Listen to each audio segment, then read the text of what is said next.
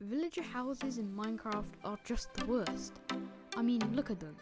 There's basically no space in them. I mean, yeah, you can put a crafting table, a furnace, maybe 2 furnaces if you're lucky. And, well, forget putting a storage system in this thing. There's going to be no space left, and you've only put down 7 or 8 chests. It's really not worth putting a base into.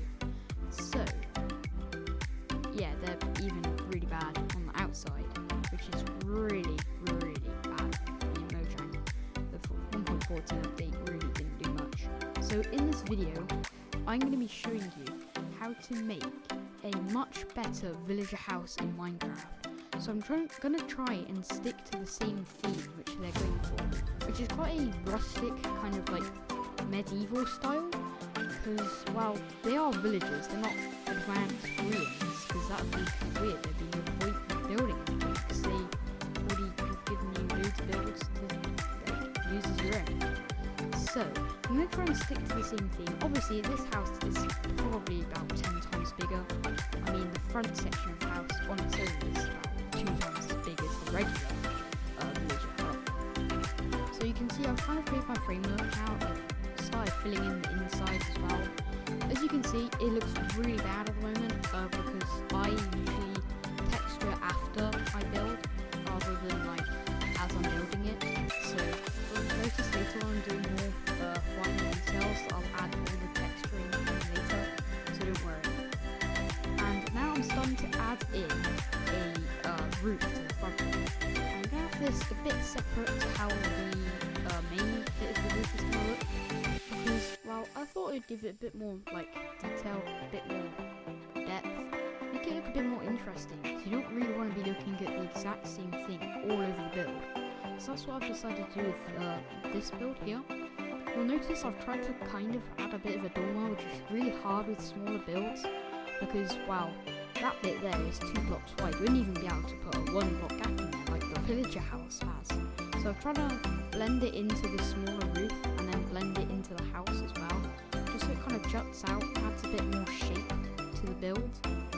And I'm starting to add a bit of roof to this, and well, when I was designing it, I made it a 2-block center, which if you don't usually do building, it is really hard to detail with, because you can't just have a regular pause.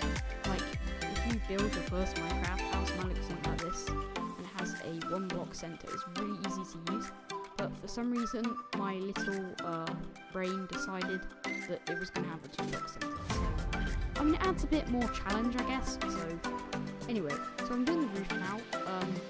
Instead of using the regular stairs, which I did with my other mangrove build, I decided to use blocks and slabs, just a bit like the other lower roof, but obviously this is a bit more steep because the roof is bigger. So I've kind of gone for the same kind of messy, organised-ish style, and kind of blended it into a minier footed roof.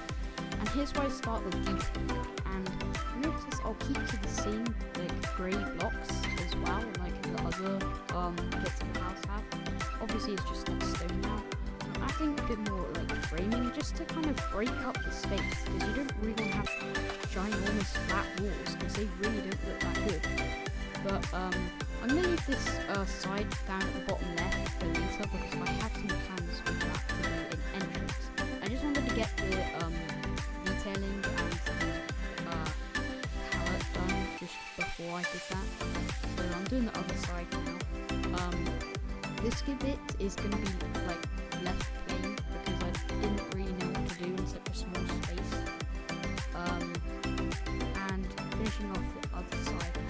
And you'll notice that the tough blocks and the cobblestone blocks kind of point out the most, so I try to refrain from using them as much as possible, because otherwise it will look a bit kind of messy and a bit kind of like, it won't look right. It will kind of look like an anomaly. So I'm adding a bit more detail now.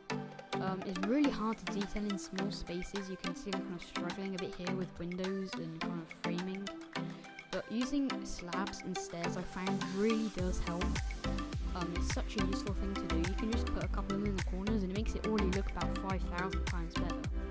And you can see now I'm just going to add a bit more of a frame to this side. It just makes it look a bit more like structurally secure, and it just makes the space kind of like look a bit more filled, look like something's actually going on here.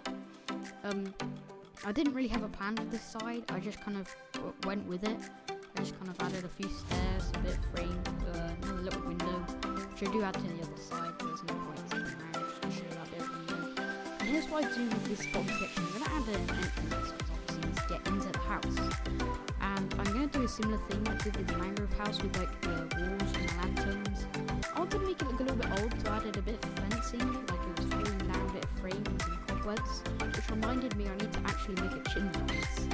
And because I was used to the small compact style of the mangrove house's chimney, it was a bit tricky trying to add a bigger chimney because I'm not usually used to using chimneys like this. I wanted to kind of replicate the chimney I had on the other build. Just adding a couple of buttons on the top. I mean, no one really goes to look at the top of the window, so you probably won't even see it. But this is pretty much the done build. It did take quite a while to design and get right, so don't feel like, oh wait, you just got this in like 5 minutes and it's fine. Because, well, I didn't. And yeah, I didn't do the interior, and I didn't do the back either, like most people do. But yeah, thank you very much for watching. If you do have any video suggestions, I do look at the comments quite frequently. So if you drop down a comment, I will certainly look at it, and I'll probably try and build what you want me to build. But other than that, there's not really much else to say. Thanks for watching, and I guess I'll see you in the next video. Goodbye.